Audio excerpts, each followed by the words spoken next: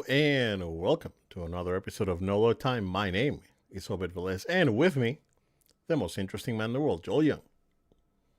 What's up, No Load Time? Good to be with you for another episode. Obed, how are you doing, man? I am doing phenomenal, sir. It's been a busy week. We're coming in on a Friday, hot and ready like Little Caesars, but uh, Oh, we had to move stuff around this week. It was one of those, but we for made it. sure. We made it happen. And you, We're here, so yes, let's go. And big news, absolutely. big news today. That's why we went out of our. We were going to suspend, but Yeah. people decided that it would be a news week. So we will talk about the news here in a minute, and that's probably going to be the I would say, if not the totality, the majority of this episode, sir. How you doing, man? How's it going? Yeah, I'm doing great. Honestly, this last week has been really, really good, really chill. I I've been able to get through a lot of different, trying to catch up on different TV shows and movies and stuff. I don't know if I mentioned it last week that I did start the Knights of the Seven Kingdom, the Night of the Seven Kingdoms, the new Game of Thrones spinoff. Yeah, no. But it was, yeah, it's very refreshingly different. It's more comedic and has a lot more of a different style to it. I've not been a heavy Game of Thrones fanatic. I don't mean that in a negative way. I just don't want to pretend like I know all the lore, didn't read the books, those kinds of things. Did like House of the Dragon, at least the first and the second season was okay. So giving this one a chance casually, comes out each Sunday. So far, so good. I know we'll talk about Wonder Man in a minute here as well. I'll let you start off because the thing for me is, one or two things. We're doing a live show, and I need to stop and actually plug in my laptop because the battery's about to die. So I'll Okay. let you talk for a minute here. But then the other part of it is that I watched all of it technically. Like I tried to binge through it, and then the last episode I was so excited about, like Yeah. just getting through it because they're all out. I was like, oh, I'll just keep going. I'll just get through it. That I fell asleep on my couch with the last episode, not Oh, because man. it's boring, but because I just literally was Just was crashed. that tired. Yeah. So it's like, Let me- you can't go any. Yeah. Joel Young's not feeling as young. Yeah. Let's go. Let's go on break real quick, and we'll be right back.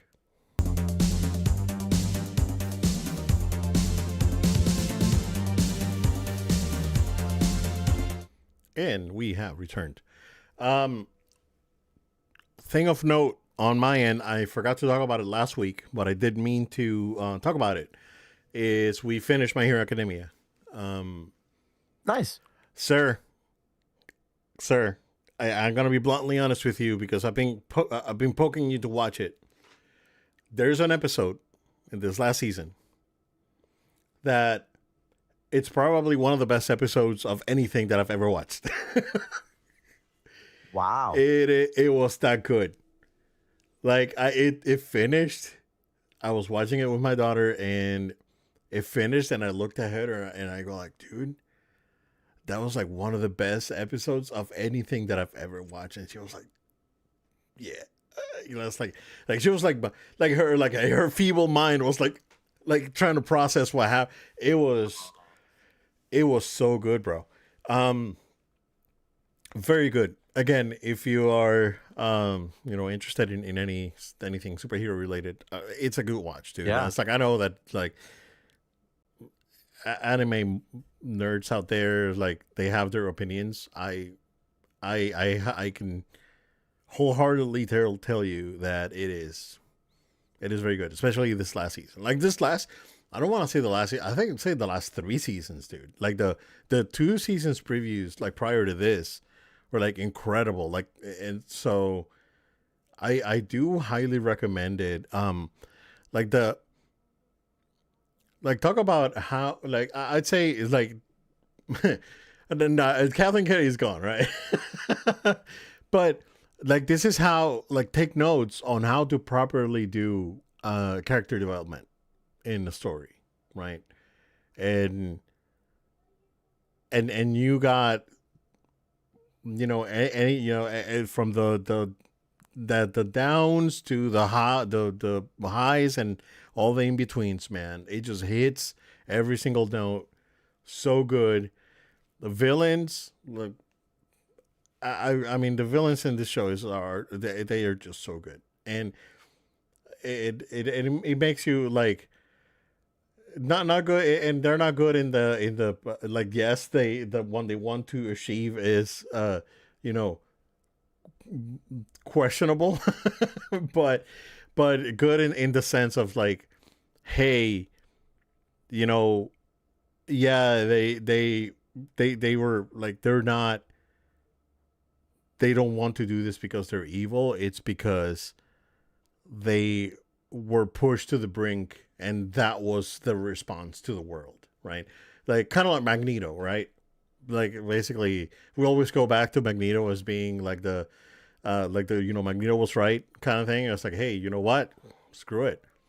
But it's just like at the end, and even it is very unexpected too. Like there's a villain that seems to be like irredeemable, and he was right, but then they tell you why he was irredeemable and why there's no saving him, like that sort of thing. Like there's no like I'm evil for evil's sake. That it's yeah, it's not like that. It's so good, dude. Like you should watch it for sure, man. It's a good watch. Like the entirety of the show is so good, and I do highly recommend it. Again, you know, anime nerds suck. You know they whatever. I was back there. Like I was part of why you can enjoy anime today. Like I got that. You saw that picture that I posted on Facebook. It's like 17-year-old me back in like 1997, whatever. Yes, And yes. if you look back, dude, like the stack of VHS tapes that it's next to the like the computer desk, that's all anime, like bootleg and other anime VHS tapes that I've gotten. Bro, like we were the ones that were buying this stuff and trying to make people like it and watching Saturday anime on the Sci-Fi Channel Wow. and all that. But yeah, My Hero Academia, I highly recommend it. I'm geeking out because I really loved it. And you know, I want to see. I really want to see the Demon Slayer movie. I know it got nominated for a Golden Globe. Um, so I really want to watch it. I heard really good things about it, and Demon Slayer is another one, dude. Like Demon Slayer is like legit hype, almost nonstop. It's so good. And you know, very to the point. It was like versus like we're struggling, and I've been struggling. I told you that we've been watching Naruto. We skipped all the filler, but it's just that I keep struggling with Naruto. It's like, hey, we did the thing. Now what's gonna happen? Oh, guess what? You're gonna get a flashback. I was like, I've already seen what happened. You don't need to give me a flashback. So this show does it. At least My Hero Academia, right? It does it in a more subtle way, and so does Demon Slayer. So not much to worry there. Ghost of Yote almost done. Like I am about to start like the final story mission, and it is very good. I don't think it overstayed its welcome. It's large enough where you can keep exploring after I'm done, and there's a few things that I haven't found, but a very enjoyable experience. I will keep playing it for a bit, and then wait for Ari Requiem. That's comes out on the 27th. So I'm not gonna play Death Stranding until I finish Resident Evil. So there's that. And then after that, man, this year is super stacked. I mean, Nintendo showed a bunch of stuff, and I'm sure that PlayStation is going to show a bunch of other stuff, and Wolverine's coming out, right, and all these other things that are around. Forza, maybe, you know, that game looks great. So who knows? But yeah, Wonder Man. Um, I have unexpectedly fallen in love with this show, sir. I like it a lot.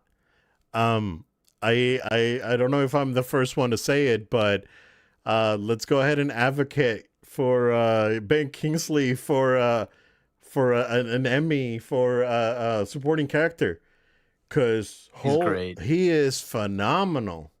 Yeah, he's great. He is so good, man. And what's crazy is that he could be like this, like the Iron Man 3, like I'm not the real Mhm. Mandarin funny, right?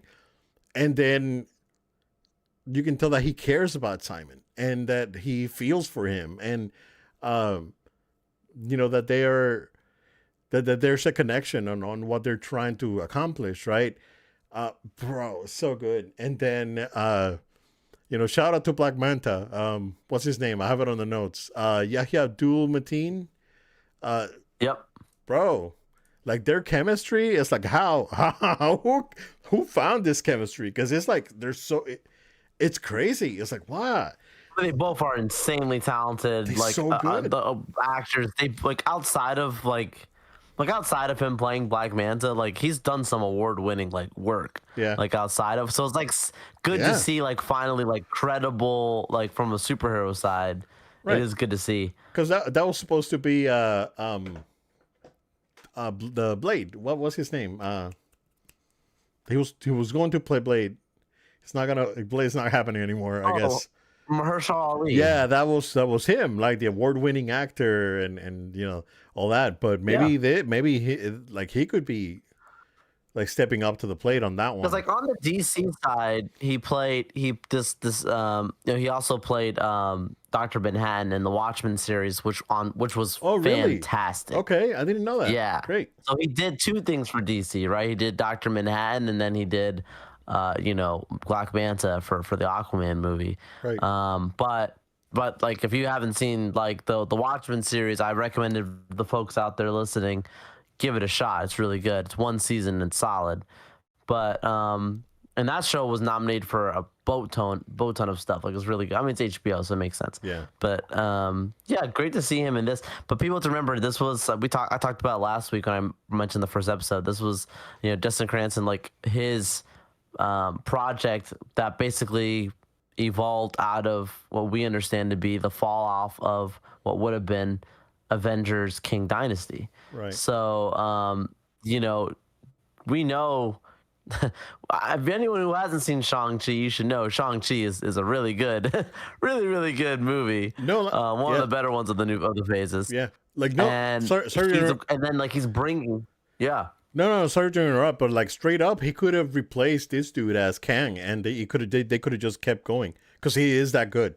Oh, I agree. Yeah, I agree. I completely agree. And like I genuinely believe though, like it shows how he's still connecting it to the Shang-Chi. Like he brought the Trevor Slattery character into Shang-Chi and made it like lovable, like where like I was like many people, I hated his character in Iron Man 3.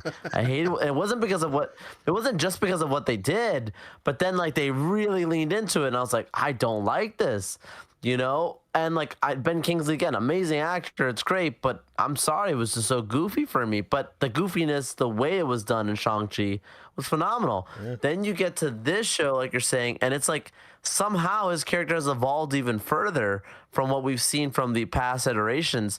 And Ben Kingsley somehow making this character that should be an absolute goofball, a nutty character that nobody should care about and should be not even a supporting character, should probably be a background character, is right in the limelight. And I have to give it to the team over there on this project because it should not be as good as it is. The writing is so flipping on point too, bro. It's like how like the jokes hit, like everything hits, like the emotional moments hit. It is very well written. The timing is great. Like it's not dragged out. They're short episodes. You get what you need. Yeah, I am very, very surprised because I watched that first trailer. I was like, I don't want to watch this trash. And then reviews came out, and I was like, okay, well, I'll check it out. And then you told me, it's like, okay, I watched one episode, just check it out. And yeah, man, it's crazy. Yeah, Ben Kingsley, great. Academy Award-winning actor for Gandhi back when that was socially acceptable. Right. And yes. I mean, but hey, he's played a lot of roles. Let's just say Ben Kingsley he's played like an Egyptian. He's played like every single you could think of, and the Mandarin. Hollywood was different. So it's like the Mandarin, but he's not Asian. It's like I know he's not Asian. I know some people will get offended. Yeah. Yeah, we know. We know, We we know, know. we Oh, know. jeez. Some And if people, you see, yeah, yeah. and see, we've been laughing. It's not See, what you think. You have no no, no, idea. no, no, no. It's a It's inside of the show. yeah, You would it's an know. inside joke. Yeah. If you knew, you knew. Yes. There's The shout out's coming later on. shout Uh, out to producer Tony. oh, he just dropped it right now. I was gonna save it for I the did it. end. I did it. I did Oh it. man, oh, that's so good. But yeah, I definitely gonna probably just gonna finish it over the weekend because I'm 3 episodes left and I really enjoy it. I wanna just real quick before we move on that episode with Josh Gad. It's like it was Oh so my gosh. it was Yeah. so it was Oh my silly goodness. and that's the thing it's silly but it's also really good like because Yeah. the writing hits and the directing like some of the shots are like I've been like oh that's a good shot, oh that's a good shot. It's like oh I like the coloring on this. I like you keep like pointing out Yeah. stuff that is just like very I mean you can tell that the budget is not really big in this show because it's very self-contained and whatnot. I don't know if it probably expands towards the end, right? That's probably where most of the money's gonna go. But A little bit. Yeah. yeah, Yeah. it's just like it doesn't matter what your budget is. If you can shoot, you can shoot, right? And if you yeah, like shout out to the director of photography because is like some of the shots are so good, and the coloring and all that, bro. I am very very pleasantly surprised, and I'm very happy that this show is actually that good. I actually recommended it to someone at work today. I was like, hey, have you checked out Wonder Man? Yeah. It's like, oh, I was like, oh, it's like check it out. It's pretty freaking good. So, uh, yeah, no, looking forward to him maybe returning in Avengers. Will return in Avengers? Who knows? But we'll see. Um, you know who will not be returning to Avengers, sir? It's an end of an era. Sir, we'll go ahead and play it for the last time with a salute. Disney, what are you doing?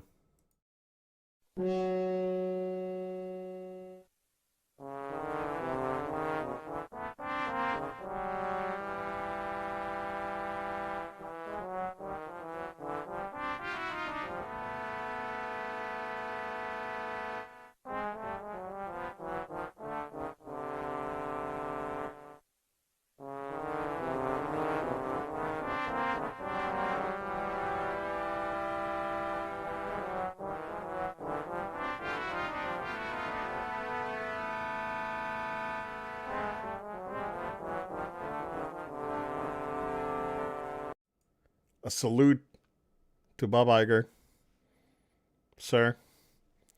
Thank you for your services. They are no longer required. No, this is Bob Iger finally, I guess, retiring for real this time. And George Damaro taking over as we kind of been talking about it for the last year, I want to say, right? Yeah. And there was speculation that it was going to be a co-CEO with him and Dana Walden, and Walden's going to be taking over as CCO, Chief Creative Officer, and President of the Walt Disney Studios. But Josh will be taking over as CEO. I've heard some mixed things, mostly positive from what I've seen in the business end of it. I sent you a really interesting excerpt from my conversations with a certain artificial intelligence, and I want to say that I am fairly confident that he will do a competent job.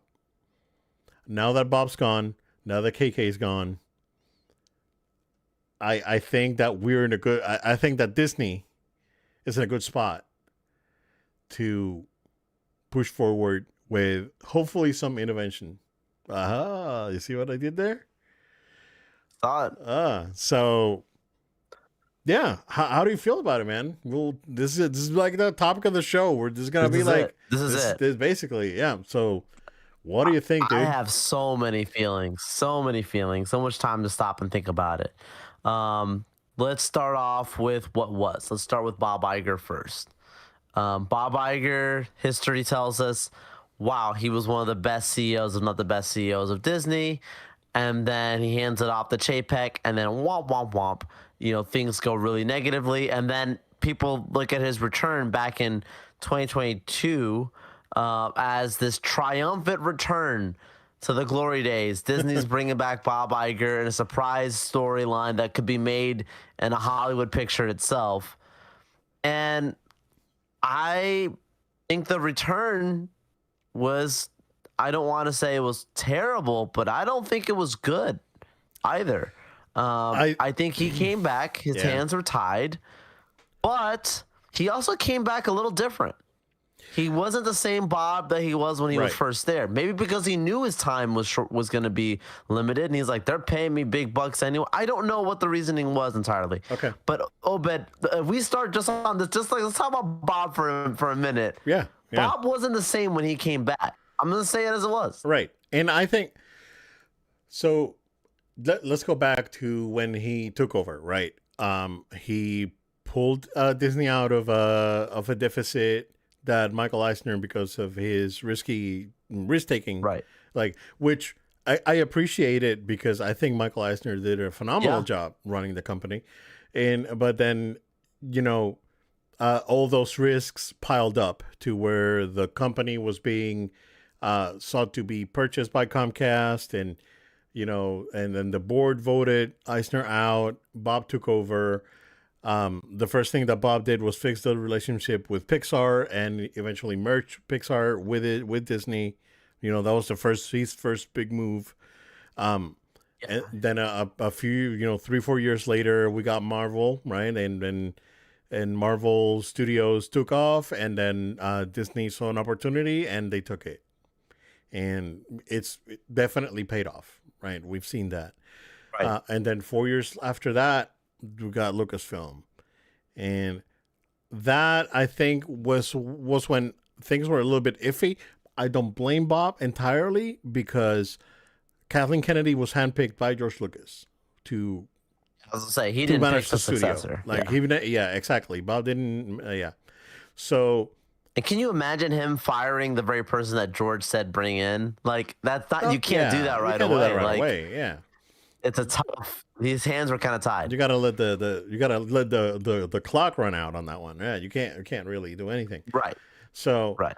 and then through a little bit of uncertainty, but profitability, like, he navigated the 2010s. Right, we got gigantic hits, like Star Wars did okay.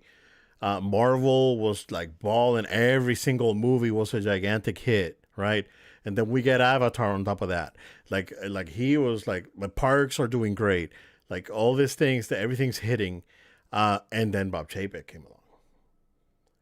And I think that the crater that Chapek left on the company, both with the morale, the cast members' morale overall, and the entire company, and just the bad decision making, and the nickel and diming and monetizing everything, created a lot of bad faith in some of the fans. Right, parks are doing incredible. It's crazy, but crazy to say that the parks are basically unattainable and people still go to the parks. It's insane. So, but then Chapek comes along, and then we get flops, and we start flopping, and then we get the Star Wars flops, and then we get like bad casting choices in other movies and remakes, and it was just not. And then they took out the best fireworks show that Disney's ever put together, Illuminations, and then put that generic Disney show in. Bro, like, it was creative. Bob Chapek, as a business person, makes sense, but he cannot handle the creative, because he is creatively bankrupt. Like, he doesn't have create. Like, he can manage spreadsheets. He cannot manage creative people. That is ultimately what it comes down to. And everything was a cell in a spreadsheet, on a spreadsheet to him, and the creativity just like took a backseat. where I think that Josh is a creative native, a native creative individual, and he said that he's willing to take risks. So that gives me hope that some of the stuff that we talked about for the last few years take place, right? Like more specifically, at least for me, fix freaking Epcot. It's like what the heck, guys?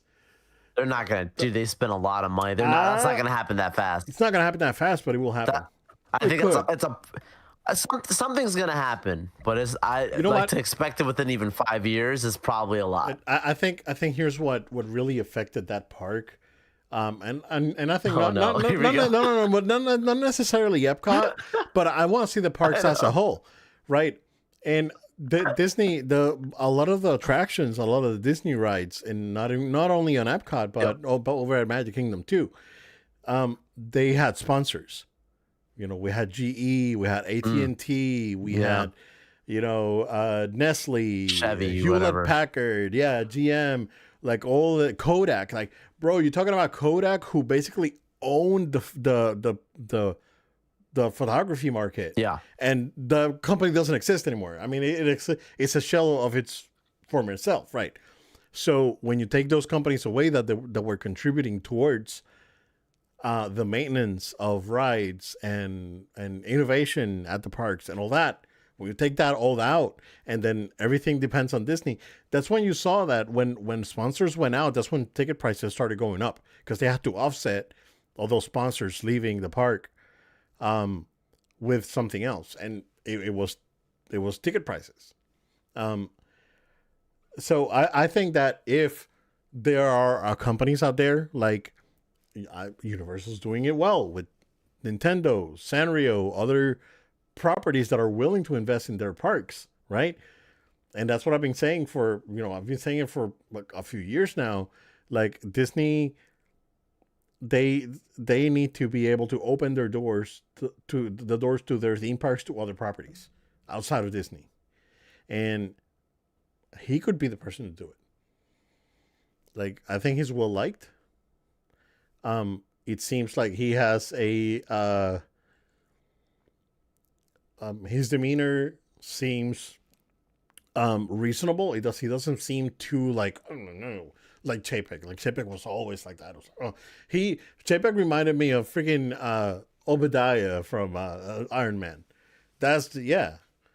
And then you know I think he's more approachable. Other companies may approach them to invest and possibly be part of their theme parks because they need it, right? Japan does it, and they're running a very successful business over there. So I have when it comes to parks now, I do feel like he will do a really good job now that he's unchained. He can probably do a lot better than he's done so far. Uh, on the contrary, I'm not particularly fond of Dana Walden. Not just interesting. just because I I don't I think that there needs to be more curation when it comes to content that goes out. It's like not everything needs to be greenlit. Right? I know Marvel's doing their own thing. Like and Lucasfilm, they're doing their own thing. But when it comes to Disney Pixar, which is what she's going to be over, um, like Pixar used to be a quality machine, right? That used to be the Porsche engine of movies. Like everything firing all cylinders, bulletproof, right? Don't break. They suddenly became a Kia transmission where it could very well work today, tomorrow we don't know. And it's become really inconsistent with like, hey, my car's shifting great today. Then the next day, hey, my car is kind of like shifting rough, and that's been Pixar for the last 15 years. Um, and the same goes to studios. We've seen, things like Was it like not Lost World, the other one that that flopped, that was on the video. Strange World, Yeah, Strange Worlds. Strange World, um, and we've seen flops like that, and then we've seen the live action remakes and all that, and when we got Moana coming out this year. Now, granted, that was Bob, right? And then we got Rapunzel coming out, right? That it's guys, chill, right? Like we don't need this. Like give us new stuff. And that's the thing. I think they're afraid of giving people new things. Um, and it's the same problem that Star Wars has, where everything needs to be connected to Luke and Anakin. Do your own thing. Like it doesn't matter. You don't need to connect anything to anything. Just do what you need to do. Tell us new stories, right? Um, and I hope that she has the vision to push the company in that direction. Um, but I just don't feel the confidence there. I mean, Josh is steering the boat now, so she very well could. But how do you feel about it, bro?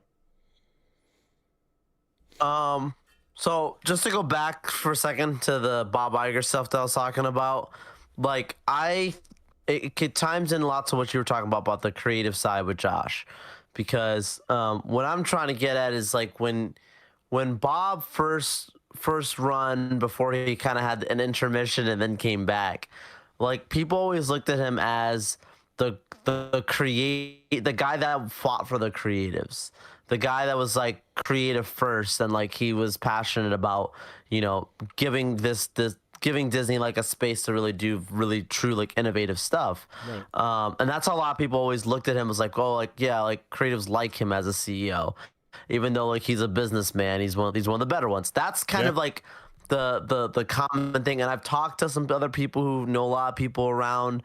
I'm not talking people who work in there, but I'm talking about other people outside that know people on like the Wall Street side of things, that say like, yeah, that was a common theme, that like he wasn't a suit kind of guy like for a CEO. And that's great. Like, you know, I think that showed for that time, like you talked about. And this is coming from somebody who, like, you went through the track record. Bob was the acquisitions guy. Yeah. So even though we say that, like, even though people give him this respect of saying like he's a real creative, I'm not saying he wasn't, but like his best stuff wasn't the stuff that he made; it was stuff that he bought. When you really think about it, you know, buys Marvel, buys Lucasfilm, makes the deal with Pixar. Disney Plus is maybe one of the most innovative things that was towards its end. Right. That was a huge deal for them at the start. They really were pushing to go into that space, and it was handing out the Chapek, and then like Disney Plus has become very shifty since then. So like when Chapek leaves and people say, okay, Bob's back, it's going to be creative again. People forget that's when like the strike happened, the actors and the writers strike happened. Right. And people are like, okay, well, Bob's going to be the one at least like to help advocate for this thing to end, because Disney's a conglomerate out of all the studios, and they can stand out there and say like, you know, let's try and get a deal done with these different groups to make sure that the actors are paid, the writers are paid, the voice actors, the game creators, all the different strikes that were going on at that moment. If you remember, he goes on, don't quote me, I want to say it was like CNBC or one of them. He does like this Napa Valley like interview. Oh, yeah. And it was one of the worst things that he could have done. Yeah. And he's sitting up there like surrounded in this like beautiful like rooms, and he's like, he was wearing like this linen like white thing, like the savior nice. coming and he's in. Like, like we don't. Yeah, he's like, I think that these people are being a little. They're being a little ridiculous in what they're trying to ask for, and they need to have more sense and to come to a deal somewhere along those lines. Don't quote me exactly. That's the principle. Right. But it was like Bob, the guy who's supposed to be the creative dude, is like in this environment where he looks like this foo-foo rich dude, whatever, you know, while people aren't getting paychecks, and he's saying that they need to be more reasonable and not advocating for the creatives. Bob wasn't the same when he came back. Yeah. Like there was something different. I don't know what happened. Maybe it was he just like, hey, I'm gonna get a paycheck. I know it's gonna end, whatever. So I say this to say that with Josh coming in,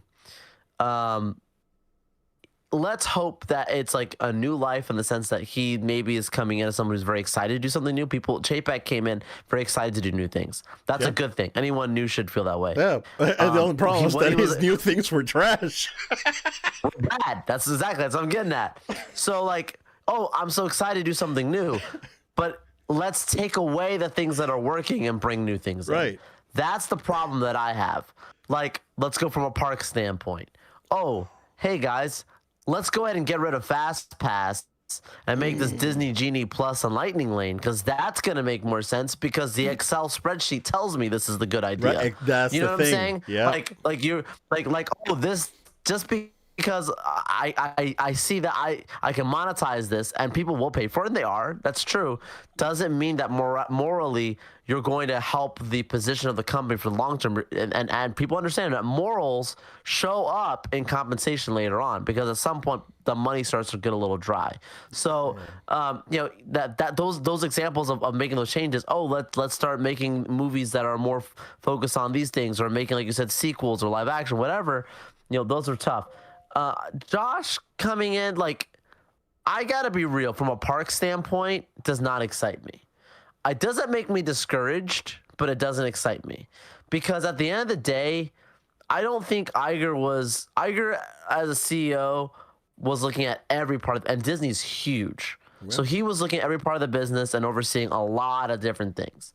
And we know that he obviously had a very big impact on the people he appointed. The directives that he gave them, the executive decisions that he made, helped lead it and guide it. So I'm not taking anything away from that. But like how we talked about Disney just a week ago, we talked about like the Kathleen Kennedy being gone now, and Dave moving into a stronger role, and all these things, right? Like, we can't pretend like if we want to have the same energy about like the parks and some of these other things, then at that point we should be saying like, well, maybe is it really Bob's fault, or was a lot of that, you know, Josh's fault with some of the decisions that were made at the park? I think Chapek gave him a directive, but there's a gray area that I think some people are so excited they need to pause and say, let's hope for the best. Yeah. Let's be optimistic. But at the end of the day, I remember us watching. Go back and it's gotta be on YouTube. Watch the video of Josh talking about all the decisions they made for the Starcraft, whatever hotel that they had Cruiser, at Galaxy's Edge. You know, that was an absolute catastrophe. People, like, I wanted to go, but then when I even saw just what was in there, people were like, this isn't Star Wars. This is like kind of Star Wars. It's just cool. And this guy's the one leading this initiative, and he seemed kind of out of touch even just from that standpoint there.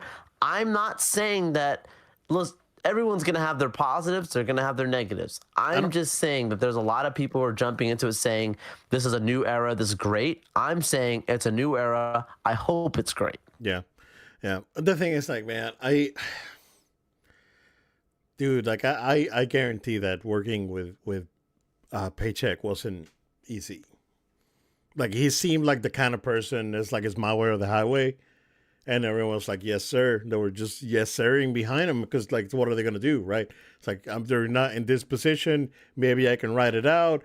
I mean, kudos to, like, Stags was like, no, I'm out of here, bro. And I'm going to start my own company. And then bought Cocomelon, and now he's hypnotizing toddlers. So, you know, whatever, you know, if it works, it works, right? I don't blame him. He found his money pit. That's whatever.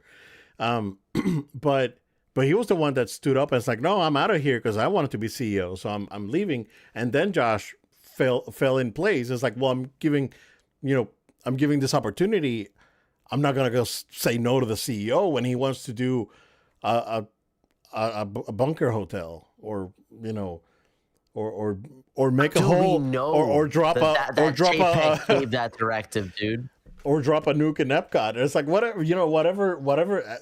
Dude, I guarantee you, bro. Like it's like Chapek was so like creatively bankrupt that you can tell that he was all about cutting corners and making a quick buck. It's like, let's make this thing as cheap as we can and charge as much as we can, right? That was Bob Chapek's mentality. For sure. That was Bob Chapek's mentality all the time, right? It's like, let's make it. Agree. Let's go ahead and make it as cheap as we can, and charge as much as we can, and that didn't work, right? It's like, you know, good faith started to erode. I talked to cast members that were like, yeah, like it's not great, right? And then you get optics, Yeah. and then you're having optics, and then you're having people being like crammed like a can of sausages at the parks, so like you can't even walk.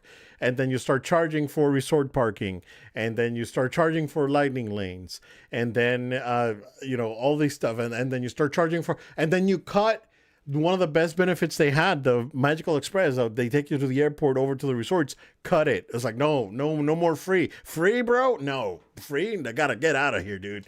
And that was Bob. You get nothing for free, and you pay for everything as much as I can charge you for it. And I'm upset talking about it because I hate it. Like, Yeah. what a No, I what hear a you. I hear you. poser, bro. I'm What just, a poser. I'm just asking. I'm just asking questions to say, like, a lot of people. You go to most YouTube channels, you go to most places, Yeah. they are singing praises right away. And then there's the people who are just negative just because, like, it's Disney, anything Disney. Yeah, I'm like, I don't like everything that. Disney sucks. Yeah. I'm taking.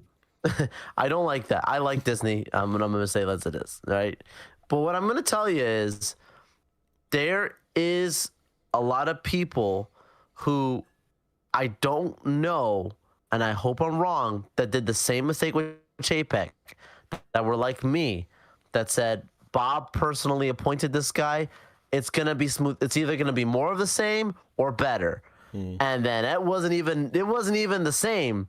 It was like the worst years ever in Disney history bad. Like, there is like, that's going to go down in history to the point that we don't know to this day exactly. People are under NDA of how they got this guy out. There is rumors and things that they had to have backdoor meetings, that like Feige and these people walked up and said, like, we got to get him out of here. And that's the only reason why the board, and it will never be discussed publicly, but supposedly he did something so bad, because you don't just have it was an over a weekend thing that he found out and didn't even know that he was going to be kicked out by the board. So it was bad. Yeah. I'm just saying, I don't expect that with Josh. I think that was like an epiphany of a very rare scenario that we'll see in history. But I don't want to come back three years from now and go, what did they do now? What did they announce? This isn't better, or this is disappointing. Or I'm saying this guy has been in charge of the parks this whole time. But also you gotta keep in mind, could there be a correlation of good and better? I don't know, but also keep in mind, like for Chapek, like he wasn't the only one that got fired. That lady McCarthy, the CFO, got fired. Oh yeah. And the streaming dude that was like Bob's boy. That was like a young dude out. It's like, and it was like it was a bigger problem happening. Excuse me, overall in the company at that point, right? Whereas now, I think that Bob Iger came back and said, it's like, okay, let's again run the clock. Let's fix whatever we can fix for as cheap as we can fix it. And try. No, I get that. Yeah. And try to run the clock, and then we'll figure it out in a couple of years, right? It's like he was looking for stability before he left. He got it, and now he's out of here, right? I get it, and that's what I definitely blame that on JPEG. When I'm going even further now, the next part is what I think is even more important, and I was gonna ask you because I was struggling to find it. It's probably out there and I just couldn't find it. Who's taking Josh's former role with the parks? Because I think that's the part that, to me, is going to be even more important than actually Josh. If I were going to, I don't think it's it's not been announced. I don't think it's been announced. That would be that's going to be his. To me, that's going to be the more important thing from a park standpoint. That's going to be his choice. Person, yeah. That's going to be his choice. He has a heart for the parks. We know that. But he's got a lot of other things to look at. Who is the WDW president right now? I don't know. Let's see. So Jeff Val. He has been president since 2020. So that's just for WDW. So he not too confident that he's the good he's a good choice. I wouldn't do it. Straight up. Like Josh, if you're listening, I wouldn't do it. Hey, you know what? There's two guys. We can co. We can co. We're creative. We know how to spend money. Hey, you know what? Stranger things have happened. Who is president of Disneyland? Let's see. Because Disneyland, on the other hand, I've heard people that are very happy with some of the changes and some of the adjustments that Disneyland's had. That's where my whole thing was getting at. Thomas Maslow. I don't know. We know that the CEO part's important, but if things start going a certain way, I don't want people to go, "Oh, it's Josh." Maybe it's Josh's points. Maybe it's a mixture of things. Here's what I would do. It's going to be very important. Here's what I would do, right? And this is just me thinking strategically and putting my business dude hat on. I would bring over, Joel, even if it's for a limited time, to run parks and resorts to the person that's running Tokyo. Straight up. I would bring the person that's running Tokyo, and I would grab that person from Oriental Land Company and bring them over. Run parks for 2 years. Let's go. Let's see what happens. That's what I would do strategically. That's what I would do. I wouldn't pick these guys. I wouldn't pick any of these guys that they have right now running stuff. I'm telling you, they're gonna do it. I'm definitely not picking. It's gonna be. I'm telling you, definitely not picking the president of Epcot for sure. For sure. You can't. I would bring an outsider, bro. I would bring an outsider. You know what? I would poach someone from I would poach someone from Universal and bring him over to Disney to run parks and resorts. Oh, we'll see. Maybe. My problem, and I don't want to go on the rant about the parks entirely this way, but my problem is just like everything's IP. Nothing is standing fully just original. Right. The pricing is a struggle. So you got to get economics in place. I don't know what that is from the balance sheet of how they're find ways to make money without like making the consumer feel like they're front loading all of it. I don't know how that is, but you got to get your finance people to get creative. That's where Dana, I think, comes big part into this picture. Yeah. I think like she can help now that she has a stronger control on the company to say like, we're going to make more sound financial decisions based on like the feedback from like surveys and marketing and the business side of saying like we see where these things fall short to help influence the creative decisions. Make a Predator ride at Animal Kingdom. But you okay. Go crazy. Maybe, I don't know. Go crazy, bro. Maybe. Yeah. But just because it's the Predator doesn't make it good. That's my problem. Like you could have the best. You could bring Wakanda to Animal Kingdom, dude, and still mess it up. That's true. You can bring Avengers Campus to Orlando and still mess it up. That's true. They had Star Wars, and there's some things that they didn't have right. They're fixing it now at Disneyland and some stuff, but still. Yeah. So I don't care what the IP. You got to get the sound decision. I'm telling you, I don't want to sound like so much of these other Disney YouTubers out there. They're just like, it's great. Yeah, no. Yeah. Like you gotta. This is a moment for them to stop and say, time out. Yeah. Like, I'm telling you, bro, I'm not CEO, but if I was, this is the kind of conversation I'd have like, everybody settle down. We have got some work to do. Pull your sleeves up and let's get to work because we got to get creative financially. We got to get creative marketing-wise. We got storytelling. We got to find out that, and this stuff has to align with all our subsidiary properties as well. See, Disney Plus, you got to do it all. And so, I think the Disney Plus is a big problem because that is the return on investment on Disney Plus is so small that is troublesome, right? But where Dana needs to shine right now, again, Marvel's doing its own thing, and Star Wars they're gonna restart, they're gonna do their own thing, right? But now she needs to bring back, she needs to make sure that whatever they put out. It needs the seal of quality. No, there's not the seal of quantity. I don't need 5 movies a year and 4 of them are trash, right? You give me 2, 3 good movies that people really love and go watch at the movie theater and make a ton of money out of that. Make the money on streaming. Make the money on merchandise, right? And just because the movie makes a ton of money doesn't mean you need a sequel. Like the old Disney days, it was like you just kept being creative. You don't need to be like, oh, you know what? We made so much money from Moana. We need Moana 2 quick. Hey, we made so much money. And it did make Moana 2 made a ton of money. So, like, this sounds like crazy as a financial person. But I'm like, yeah, Lion King, like, you, okay, great. Like, you waited a while from the figure things out. But then when that happened back in the Eisner days, what happened back then, you get the Lion King. The Lion King makes $1 billion. What happens to the sequel? It's a direct-to-DVD movie or direct-to-video. Yeah, right? It's not the same. And then you know is a fifth of the budget that you get, right? You don't get you don't get your top tier animators working on that. It's like that's what you do, right? It's like make the big movie for the movie theater, make a smaller sequel for Disney Plus. You don't have to go and spend another $400 billion on something that may or may not make your money back. You know. I'm telling you, dude, these are all financial stuff that I think people need to realize.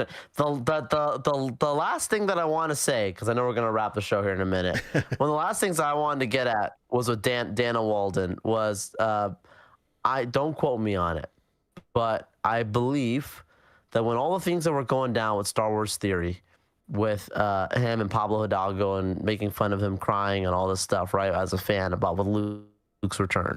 Right. To my understanding, she was the person that somehow got in contact with Theory, sent an email directly to him, and apologized on behalf of the company. That's because he talked about the reason. That speaks volumes. And he talked very about like that. Like she's one of the good ones, people say in that way. Okay.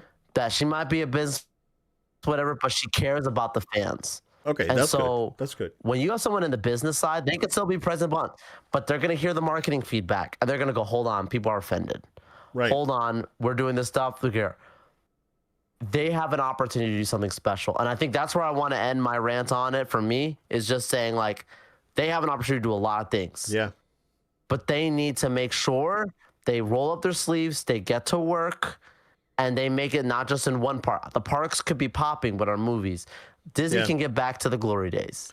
Yeah. And maybe even better than that. They need to but it's going to take time, and they need to study each part. They need to find the balance that Michael Eisner had, right? Before he went crazy at the end. Because he stroked the balance with like high quality movies and a high quality experience at the parks without breaking your bank, right? Because like back in the 90s, you know, a ticket to Magic Kingdom was $29. Now it's $229, right? So, but then you don't have the same experience that you had back then. And the same goes for the movies, right? Movies ticket back then was $4. Now it's $14, and the movies are not the same quality. So they need to find that balance.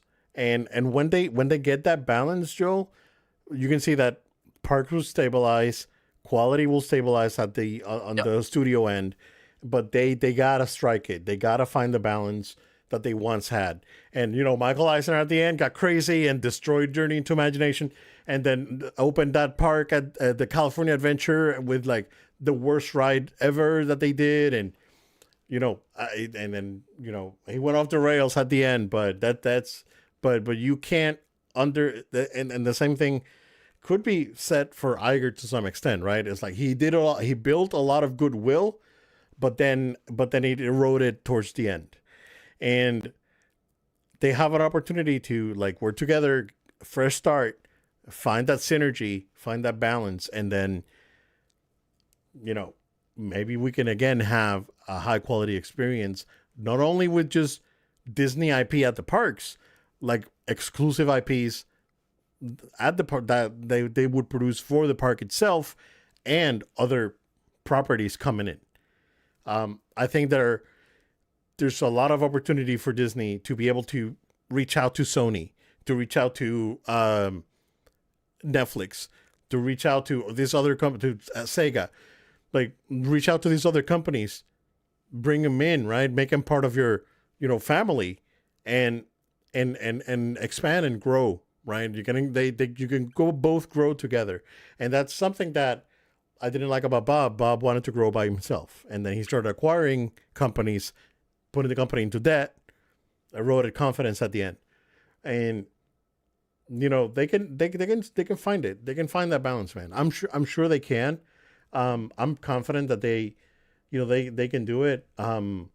It's just that on the Walden end, right? She came from Fox, and we know again, Fox went through the same thing, right? They rode the high wave, and then it eroded towards the end where they were vulnerable enough for Disney to be able to grab them, right? And she came from that acquisition, so that's why I'm not too hyped. But based on what you told me, I wasn't aware that she was the one that reached out and apologized to Theory. Yeah, that's a great thing, right? Because it's not always the fans' fault. Sometimes the creatives mess up, and the fans have the right to protest, especially if you're a fan that's invested in the property. So, yeah, we'll see, bro. It's gonna be an interesting next year for Disney. We'll see where it goes. Can't wait for D23. I think that there's gonna be some really good stuff this year though. So I'm hoping that some changes are made, some adjustments are made. Guys, the parks, they need to be cleaner. Like, you gotta be presentable. You gotta get your cast members back to that level of commitment, right? And there's only one way to do it, right? And I don't have to say what it is. So, yeah. So it's been an interesting week. We'll go ahead and I'm sure that we'll talk about this later on in the year when more details come up. If you guys are interested, I'll probably just gonna go ahead and clip this entire section, Joel, and put it as a separate video.